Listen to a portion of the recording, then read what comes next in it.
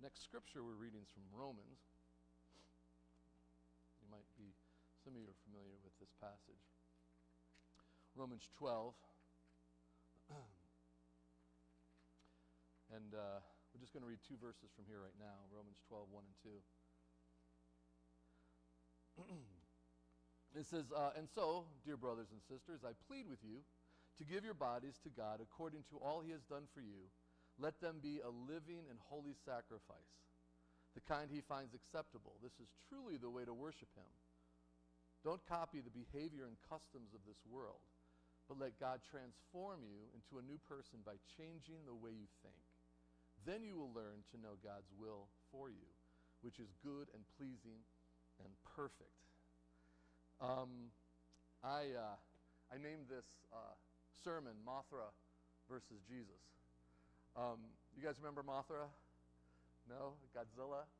Yeah, a lot of the guys remember, because when we were young, we would watch the Godzilla movies Saturdays, and Godzilla, and it was always against somebody. And they had it was a Japanese, and it was dubbed, and they would have all these cities, and Godzilla would come in and destroy things. And I was reading later on that a lot of times these creatures represented like gods.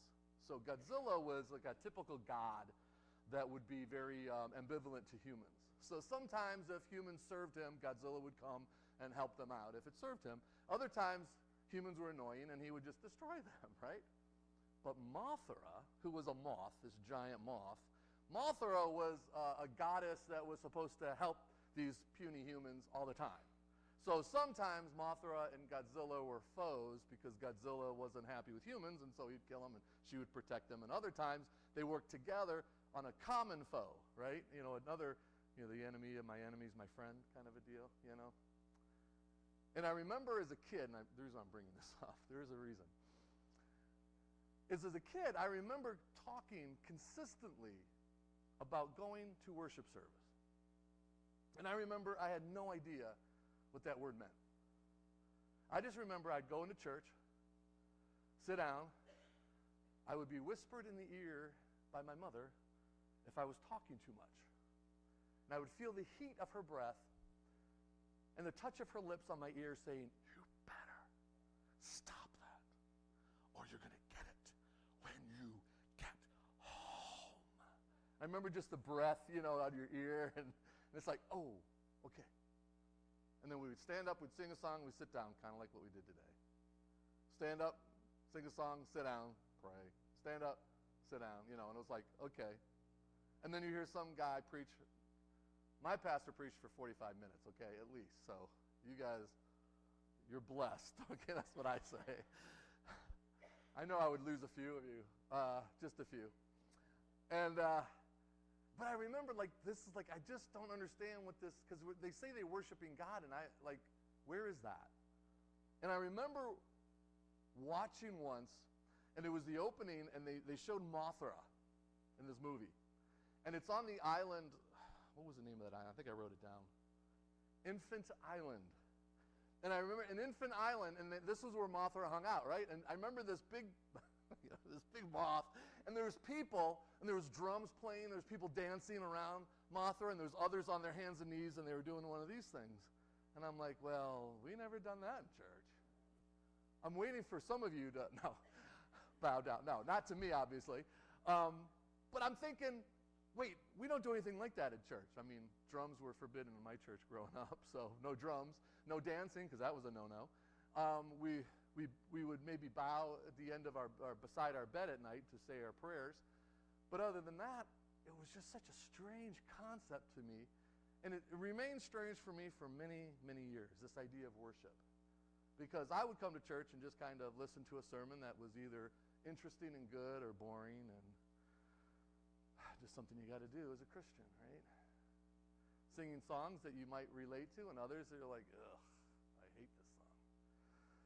It's so slow, or man, why, I think I was sharing did I share this with you when I was down during sabbatical? I was visiting churches just to see, because, I don't get to visit that many churches, obviously, because I'm here. That's what you pay me the big bucks for, right? So I'm here, right? But there I was like, well, let me go check out some other churches. And I remember going to this one really big church. And it was like, they had a water park. They had restaurants. It was this crazy place. So I remember walking in, and everyone had smiles, but no one said hi to me. But everyone had smiles, right? Some people had name tags. And I walk in, and there was a little coffee shop thing, like a little thing where you could buy espresso and stuff. And I'm like, oh, cool. And then I'm like, this is free? And they're like, well, no. And I'm like, So I just kept going. And I didn't want to spend any money on cappuccino or anything. I was there for church. So I walk in, and I remember it was this kind of a sanctuary. It was like rectangular, kind of the opposite of how we're set up. And it was bigger than our church. Our church is pretty tiny, the building itself. So I remember sitting there. It was kind of dark, and then the lights went out. And then this glow from behind the stage, these LED lights. Boom. And then I saw you could see people starting to move out, and I'm like, ooh, this is kind of cool. And then, poof, and then there was this music, and I'm like, oh, cool, right? And then lights, and then it was like smoke, and people started singing. And then, this is where they made their mistake, they had spotlights going around the congregation. And they hit me. And I felt like they kind of let it stay there for a while. I don't know if I was reflecting light really well, and so they were, I don't know what it was, but all I know it was about 9:30 in the morning, and I'm like, what are you doing? I was like blinded by this light. I'm like, oh my goodness, this is ridiculous. Is this what you guys consider worship? Would you please turn the light off? And I think I said it kind of loudly because the music was too loud. No one heard me. So, and they finally came off, and I'm like, wow, this is, and I'm not, listen, people do what they do. I'm not criticizing. I'm just saying it wasn't my thing. And I was thinking, well, the music sounded great, and we have drums. We love music, and we want to increase our music all the time, and we want to be able to do both hymns and praise songs and all that kind of thing. There's no necessarily right way or wrong way, but the idea of worship is still kind of elusive. And I'm like, are these people? What are we doing here? We're singing and we're enjoying it, but. And then I went to some other churches where they had someone on the piano and someone on a pipe organ, and it was like, some people really just resonate with that kind of music. It's not for me, just that type all the time. But I'm like, okay, God, so how do I worship while I'm here? So in each situation I find myself in, I'm like, okay, what does it mean, Lord, to worship? How do I do that? And that's what we're going to talk about this morning. Because I have all the answers. No, I don't. But so in Romans 12:1, it says, listen, Paul is talking to this group of believers that he planted a church in Rome. There's a small congregation. He says, listen, I urge you, brothers and sisters, by God's mercy, by God's goodness, to present your bodies as living sacrifices, holy and pleasing to God. This is your spiritual. This is an act of worship. And I'm like, well, that's an interesting idea. What exactly does that mean? Giving up.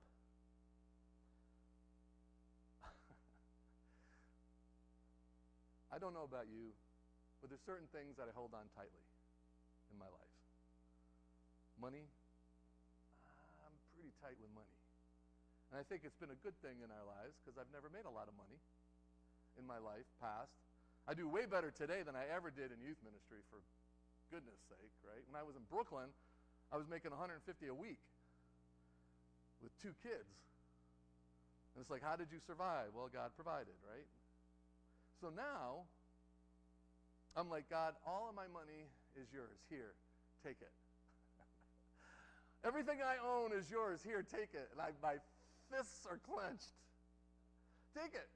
And he's like, okay, well, give it to me. And I'm like, here. And he's like, let go of it. I'm like, I am. And I'm just holding on for dear life for this money, this little bit of money I got. And he's like, open your hand. I'm not going to pry it open. Okay. Back on my table, right? Back on my lap. Because you know something? It's not easy now. Things are expensive. Things are crazy right now.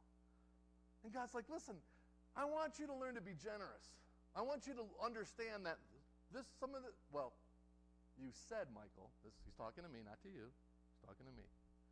He said, you told me that everything you have is mine. This is what God's telling me. Now, I don't hear it audibly. I know it because it resonates in my soul. And every time I think about being generous financially, this is one of my things. Some of you are generous financially. It comes super easy. That's just not my thing. This is my thing that I battle with, right? Being generous. You know how when you go to a grocery store, like Price Chopper or something, and they're like, would you like to round up to the nearest dollar? And I'm like, no, thank you. I gave at the office. I literally gave at my office, right? I do it sometimes, you know, if it's like 98 cents and I got 2 cents. No, I'm not quite that bad. Or you go to another place and they say, hey, how about $1 or $2? You know, would you like to donate to such and such? And, you know, there's a few people in line. I'm not going to say no. People behind me, I'm going to be like, absolutely. See me? I'm being generous, baby. $2. $2 that was not going to, you know, that's a cup of coffee at Starbucks, I think. Maybe. Not even. No. I go to Cumbies for my coffee, so it's $1.29. So anyway, it's just those things where it's like, okay, God, you said it's a sacrifice. See, the idea of worship is that we're sacrificing something. As we're giving up, we're letting go. This is a sacrifice. To say all of what I own, God, I'm giving to you. When my children were born, I said, Lord, these are your children. And ever since then, I'm like, I feel like you've been pawning them off on me, God. I gave them to you, and yet I still have all of them. You know? It's like, when are you going to, like, this is the sacrifice I think that Romans 12 is talking about when it becomes your act of worship. Because it's not about us, it's about God. Now, the interesting thing about God is, he's not one of those petty gods that's kind of waiting for you to offer him a sacrifice before he moves. He's not a God who's waiting for you to give a certain amount of money to the church in order for him to answer your prayers. He's not waiting for you to give up your job and not to give it up, but to let him have it. Your power, your family, your love, your sex, your drinking, your food, all of those things. When you're willing to give God all of that, that's the sacrifice. And yet he returns it in an amazing way. This is the irony, it's the paradox, it's the mystery of what it means to be a believer, a Christian, someone who follows God. That the more that we give him, the more he gives back. And it's not a tit for tat. Understand this. He's going to bless us no matter what because we're his children. But as we relinquish control of these things, it's kind of like, I was telling my daughter this. When we let God into the Bible says, Jesus stands at your door and knocks. This is your heart door, right? This is into your life. And he stands there and he knocks and he waits for you he doesn't force his way in. He doesn't like break a window and put his arm around, reach in and unlock your door. He doesn't do that. He could, but he doesn't. He's like, I stand at your door and I'm knocking. I want you to let me in so that we can sit down and have a meal together and enjoy each other's company.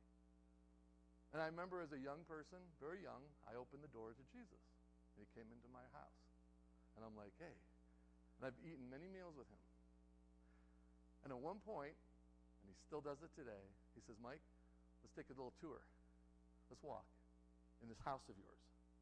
Oh, yeah, absolutely. I've done some renovation. I think you'd be very proud of me. So we walk around the house. He's like, wow, yeah, that's great. Good job, man. I like that. I like how you did that. And this is really nice. This is beautiful. This is great. Hey, this is awesome. Mike, way to go. Where does that door go to? Wait, there's a door there? Oh, I didn't even notice. No, what's the door for? What's it go to? It's nothing. It's probably just some junk I threw in there, Mike. Because you see, God knows what's in our heart. He knows He knows the door that we're not allowing him to access. Sometimes we have several. He's like, just open the door. I promise you, it's way scarier than it's not going to hurt. Okay, maybe it'll hurt a little bit. but you're going to really appreciate it. And so as we're walking through my life, and this is almost a daily thing, I remember when God started talking to me about the door that I had of gratitude for all the junk and the bad stuff that happens in my life. That was a tough one. Because I put all the junk, all the bad stuff, and I put it in the door, and I was like, it's labeled Satan, it's all the devil, right? The devil, he's bringing all the bad. And God's like, it's not all the devil. I allow this stuff into your life for a reason. So be thankful for it. What? That's insane. Be thankful for the bad things? Be thankful for my kids act like knuckleheads when I'm driving and some bozo cuts in front of me and then flips me off? I'm thankful for that? Yeah, because it's growing you. Because without me, you can't handle it, and you fly off the cuff, and you go crazy. Well, that's true. Right? So those areas in our lives that we finally allow God to come in, and we allow the Spirit of God to look around, and there's drawers in there that we hide stuff in. And he's like, listen, just let me have full access. You open the drawers. This is where the sacrifice comes in. This is where the work comes in. It's like he wants us to open the doors and the drawers. And he's like, listen, this right here, just let it go. Each thing is different for each of us. But as we let it go, it's an act of worship. We're saying, God, I love you so much and I trust you so much because you are faithful. You are God. And when we give him that glory, he's being worshiped through that.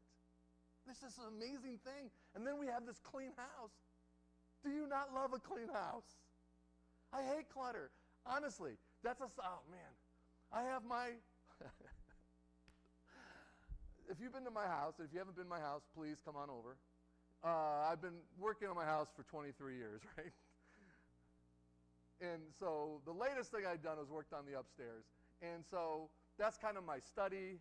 I've made a kitchen up there because eventually we might turn it into some, I don't know, Airbnb or whatever. I don't know. But I put a kitchen in there. And there's like a bar and there's all these little things and you sit down and there's I put a big window in so I can see over there and all this light comes in from the side so that I opened up the walls and it's like, it's nice. Someone comes up and they put something somewhere. Oh, no. No. Keep it downstairs. That's your space. This is my space, right? This is my area. If you come up here, that's fine. I don't mind sharing.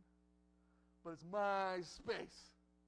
If one of my mugs is missing, you bring it back. You know what I'm saying? You're not feeling what I feel, right? I feel that distinctly, And it gets a little bit messy, but then I'm cleaning up. I go downstairs and it's like, just chaos, right? Why? Because everybody else lives down there right now. And I got my grandson over in the weekends. And my son comes over in the weekends. And we hang out together because I like to spend time with my grandson. And it's just like destruction. I come upstairs, I'm like, oh no. You're welcome. It's the rules, right? Because in my mind, I need this way. And God's like, what's more important? The people or the present? The people or the mess? What's more important? Well, I can have both? Yeah, probably can. But you see, are you willing to sacrifice a little bit of your own wiring, of what annoys you and what, are you willing to sacrifice some of that in order to bless someone else? Because when you do that, in essence, you're worshiping me because I'm putting those people into your pathway to influence. I'm putting those people into your life for a reason. And I want you to know that as you let go of all those things, whether it's the money, whether it's the power, we all have power. Some of us, the only power we have is against our animals at home. And sometimes we get angry and we yell at our animal for no reason. We're abusing our power over something as silly as an animal, right? Because some of us feel completely powerless in life, so we have to put it down on something or somebody, right? Because I am annoyed or I am angry, and so I am going to either verbally, hopefully not physically, put this out on either people or other things because that's what power does. Power is like radiation. You cannot not be influenced by radiation. If you're holding on to radiation, it's going to affect you badly, right? There are times when radiation can create healing when it's focused on something that you need to destroy, right? Because that's what radiation does. It destroys. Power is the same way. It corrupts. And we might have power at home, and we use that power for either God's glory or for our own. We have power at work, and we either use it for God's glory or our own. And every time we use the power that God has given to us and we don't give it back to God, right, it can be very dangerous. Money, power, sex, food, substances, addictions, all of those things. It's all about us or it's going to be all about God. And when we relinquish what we have and we let go of that, it's a sacrifice of ourselves, of what we have. And we're saying, God, I want you to use it. He says, now, watch what I can do in your life when you relinquish the control. Watch what I can do in your marriage. Watch what I can do with your children. Watch what I can do with your job. Watch what I can do with your church. Watch what I can do in all the different relationships with your neighbors. If you just relinquish the control that you think you know exactly how to handle this situation. I tell my sons all the time, I know you think you know a lot, and you do know a lot. You're bright people. But be open to my wisdom. I'm not saying you have to do everything I tell you to do. I'm just saying listen. We do. Pop, we listen. Okay. We don't always do it, but we listen, you know.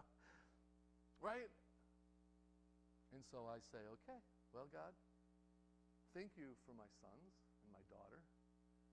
Thank you for my family and when they do things or when my neighbor does things. Because in each of those situations when my emotions start to flare, I was telling someone this past week I have I've had it for, it's like a respect idol in my heart. I require respect. And I'm not, listen, I don't need a lot of praise. I just need someone to show me some respect. This is my idol. So if my kid or my wife or someone driving, if someone knocks over that idol, it ticks me off. And God's like, that's because it's your idol. Let it go. Worship me, not respect. And then when you get disrespected, I'm not so angry anymore.